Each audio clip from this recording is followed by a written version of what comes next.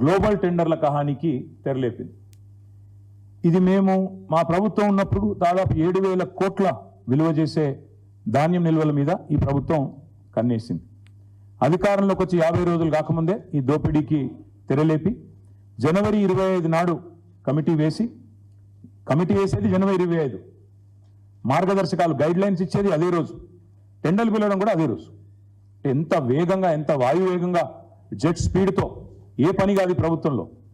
నెలకు 2,500 మహిళలకు ఇవ్వడానికి టైం లేదు, ఇంత వేగం కనబడదు. 4,000 పెద్ద మనుషులకు ఇవ్వడానికి ఆసరా పెన్షన్లు కనబడదు. రైతులకు రుణమాఫీ చేయడానికి ఈ స్పీడ్ లేదు. కానీ ఈ గ్లోబల్ టెండర్ల కోసం మాత్రం జనవరి 25 రోజే కమిటీ, జనవరి 25 రోజే గైడ్లైన్స్, జనవరి 25 రోజే అదేవిధంగా టెండర్లు కూడా వెంటనే పిలిచినారు. ఇంకా విచిత్రం ఏంటంటే మిల్లర్లు, రాష్ట్రంలో ఉండే రైస్ మిల్లర్లు వాళ్ళు స్వయంగా కన్సెంట్ ఇచ్చినారు.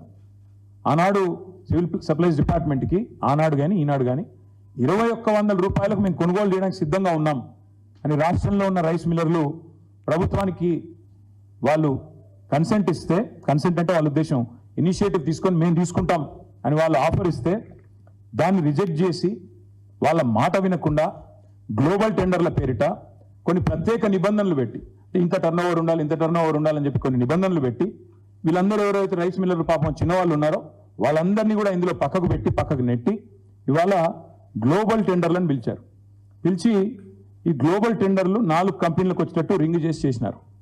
కేంద్రీయ Bandar, LG industries, Hindustan company, నాకాఫ్ అనే 4 సంస్థలు దక్కించుకున్నాయి.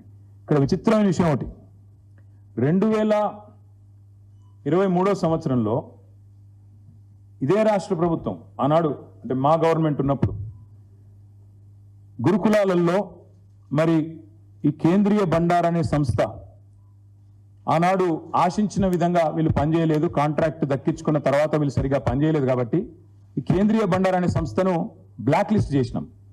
టెండర్లలో భవిష్యత్తులో పాల్గొనడానికి వీలు లేదు అని వారిని బ్లాక్ లిస్ట్ చేసింది రాష్ట్ర ప్రభుత్వం. కేంద్రీయ బండార్.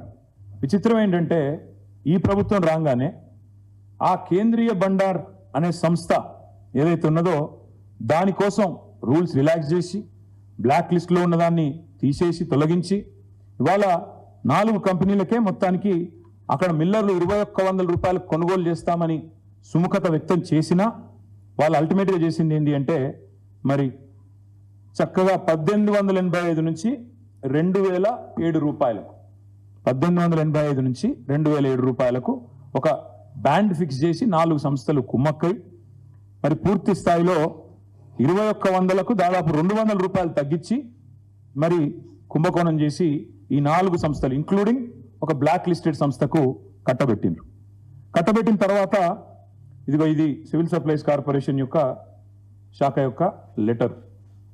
తర్వాత మన కాంట్రాక్ట్ పొందిన సంస్థలకు పెట్టిన కండిషన్ ఏంటంటే 90 డేస్లో 90 రోజుల్లో ఈ 35 lakh మెట్రిక్ టన్స్ని లిఫ్ట్ చేయాలి, ప్రభుత్వానికి 7,500 కోట్ల రూపాయల డబ్బులు కట్టాలి. ఇక్కడ విచిత్రం, చాలా విచిత్రం, ఈ నాలుగు సంస్థలు ఏవైతే గ్లోబల్ టెండర్స్లో పార్టిసిపేట్ చేసి దక్కించుకున్నాయో వాళ్ళ యొక్క విధి విధానాలు, ఆ గైడ్ లైన్స్ ప్రకారం, టెండర్ ప్రకారం విధి విధానం ఏంటంటే కేవలం ఆ ప్యాడీని లిఫ్ట్ చేయాలి అంతే. అంతవరకు వాళ్ళు ఏ లావాదేవీలో కానీ ఇంకో దానిలో కానీ ఇన్వాల్వ్ కావడానికి లేదు.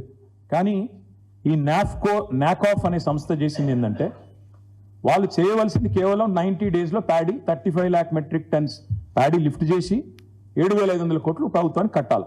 వీళ్ళు ఏం చేస్తున్నారు, మిల్లర్లతో నేరుగా ఆర్థికపరమైన లావాదేవీలు, మనీ లాండరింగ్కి పాల్పడ్డారు. ఈ 4 సంస్థలు మనీ లాండరింగ్కి పాల్పడి ఆ రైస్ మిల్లర్లను బెదిరిస్తూ ఇవాళ గోదాముల్లో ఉన్న ధాన్యాన్ని తీసుకొని పోకుండా ఇది వాళ్ళు లావాదేవీలు పాల్పడ్డారనడానికి ఇక వాళ్ళ డైరెక్ట్గా వాళ్ళ కరెస్పాండెన్స్ నాకాఫ్ ఎండి విసిఎన్ మేనేజింగ్ డైరెక్టర్ ఆయన చేస్తున్న లావాదేవీలు ఏమని స్టేట్ మేనేజర్ డైరెక్ట్గా ఫలానా సంస్థలు ఇన్ని డబ్బులు అంటూ ఆయన వాళ్ళకు జరిపిన లావాదేవీల యొక్క మరి డీటెయిల్స్ ఇక్కడ ఉన్నాయి. ఇందులో విచిత్రమైన విషయం, వీళ్ళు పాడిందేమో టెండర్ వేసిందేమో 1,885 నుంచి 2,007 రూపాయలకి.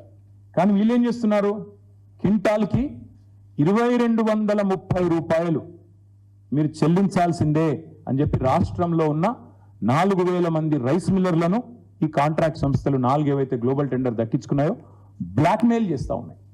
ఎందుకు చేయాలా, మీకు ఎందుకు ఇవ్వాలా 2230 అంటే వాళ్ళు చెప్పే కారణాలు చాలా విచిత్రంగా ఉంది. ఒకటి, జలసౌదలో ఒక మీటింగ్ జరిగింది.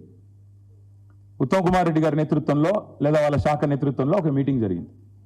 అందులో అనధికారికంగా ఒక MOU కుదుర్చుకున్నారంట.